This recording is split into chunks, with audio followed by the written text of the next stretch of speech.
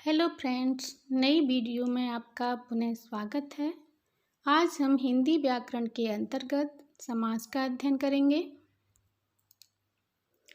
समास का तात्पर्य है संक्षिप्तीकरण, दो या दो से अधिक शब्दों से मिलकर बने हुए एक नवीन एवं सार्थक शब्द को समास कहते हैं। जैसे रसोई के लिए घर, समास है इसमें रसोई घर। समास की परिभाषाएं। समस्त पद, समास रचना से बनने वाला शब्द समस्त पद या सामासिक कहलाता है। समस्त पद में दो पद होते हैं। पहला पद पूर्व पद यानी पहले वाला, दूसरा पद उत्तर पद यानी बाद वाला। जैसे कि समस्त पद में दही बड़ा, इसमें पूर्व पद है दही और उत्तर पद है बड़ा। उसी प्रकार रसोई घर में पूर्व पद है रसोई और उत्तर पद है घर।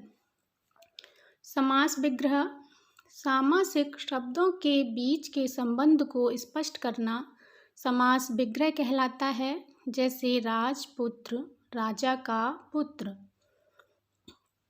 संस्कृत में समासों का बहुत प्रयोग होता है। अन्य भारतीय भाषाओं में भी समास उपयोग में लाया जाता है।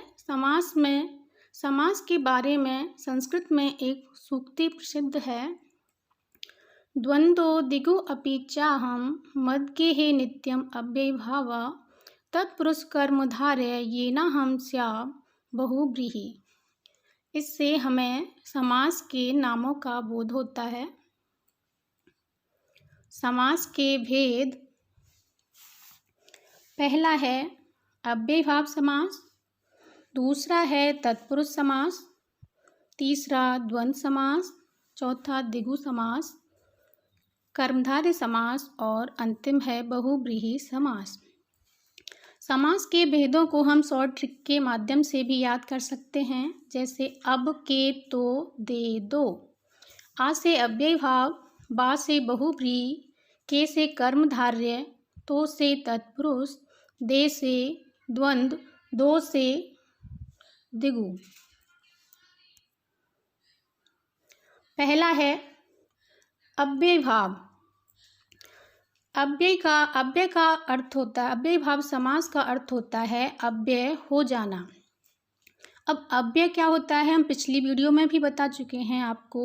यानी जिस शब्द का कोई व्यय नहीं होता है, जिस पे लिंग वचन कारक का कोई प्रभाव नहीं पड़ता है, जो शब्द जैसा होता है यथार्थ रूप में वैसा ही रहता है, उसे अव्यय कहते हैं। अब अव्ययीभाव समास की परिभाषा देखते हैं। जिस समास का पहला पद प्रधान हो और वह अव्यय हो उसे अव्ययीभाव समास कहते हैं। जैसे यथा, मति, मति के अनुसार, इसमें यथा अव्यय है। इसके कुछ अतिरिक्त उदाहरण आजीवन, जीवन भर, यथा सामर्थ्य, विग्रह होगा सामर्थ्य के अनुसार, यथा शक्ति, शक्ति के अनुसार। और इसमें उदाहरण आपको दिखाई दे रहे हैं।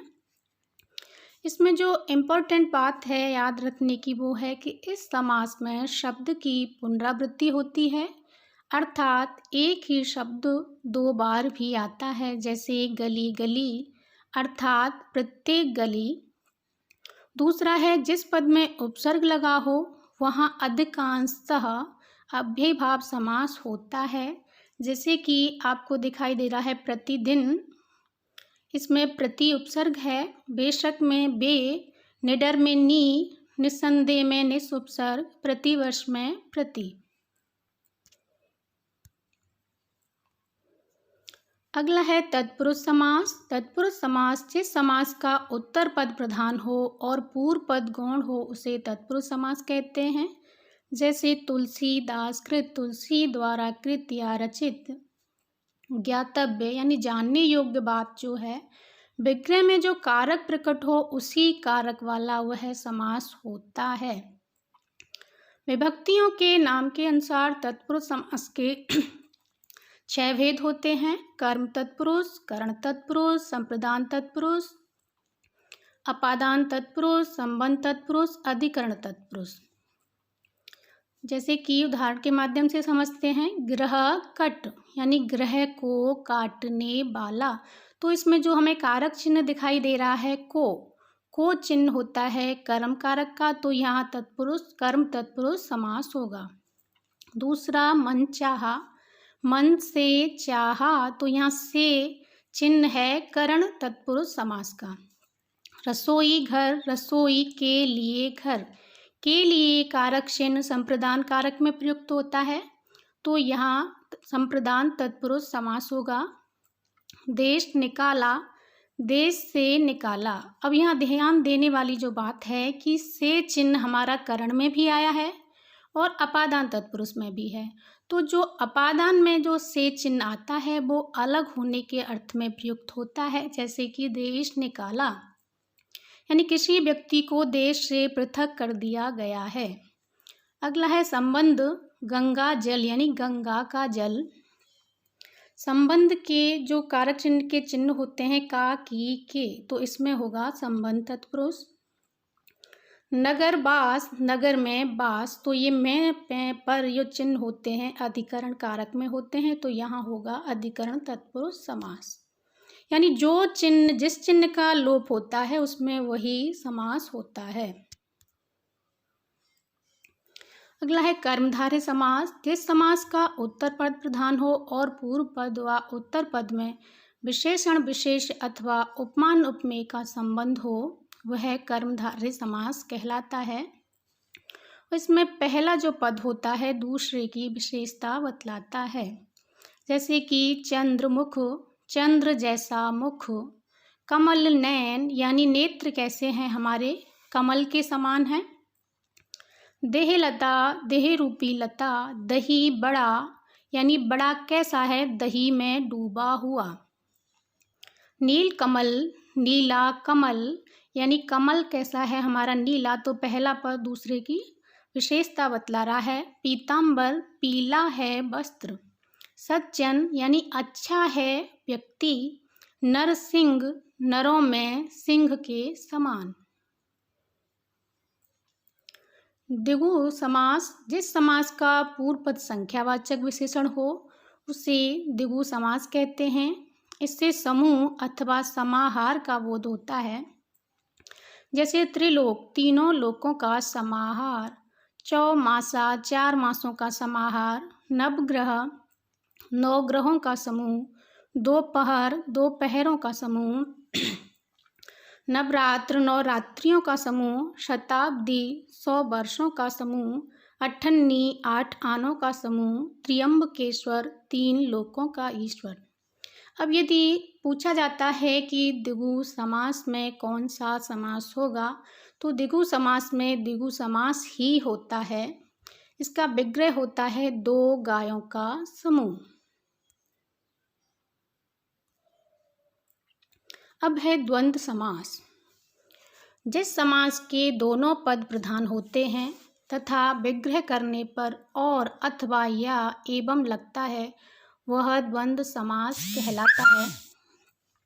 साधारण अर्थों में समझें तो द्वंद्व 2 के मध्य होता है और किसी बात को लेकर होता है। उसी प्रकार द्वंद्व समास में 2 शब्दों के बीच में पर और अथवा या आदि लगते हैं। और इसमें इस समास में दोनों पद संख्यावाची हो सकते हैं, लेकिन संख्याएं असमान होनी चाहिए। जैसे 25, 5 और 20 2 अलग अलग संख्याएं हैं। 10, 12 ये भी अलग अलग संख्याएं हैं। और हम उदाहरण के माध्यम से समझते हैं पाप और पुण्य। तो इसमें पाप और पुण्य। अन्न, जल, अन्न और जल। सीताराम, सीता और राम। खरा खोटा, खरा और खोटा। ऊंच नीच, ऊंच और नीच। राधा कृष्ण, राधा और कृष्ण। और ये दोनों शब्द एक दूसरे के विलोम भी हो सकते हैं। बहुव्रीहि समास। जिस समास के दोनों पद अप्रधान हों और समस्त पद के अर्थ के अतिरिक्त कोई सांकेतिक अर्थ प्रधान हो उसे बहुव्रीहि समास कहते हैं। यह अपने पद के अर्थ को छोड़कर लाक्षणिक अर्थ देता है या पद अद्वितीय होता है, वहाँ बहुव्रीहि समास होता है। जैसे दशानन, 10 हैं आनन या मुख जिसके, तो यहाँ किसके बारे में बात की जा रही है? रावण। नीलकंठ, नीला है कंठ जिसका, अर्थात शिव। पीतांबर, पीले हैं वस्त्र जिसके, अर्थात श्री कृष्ण।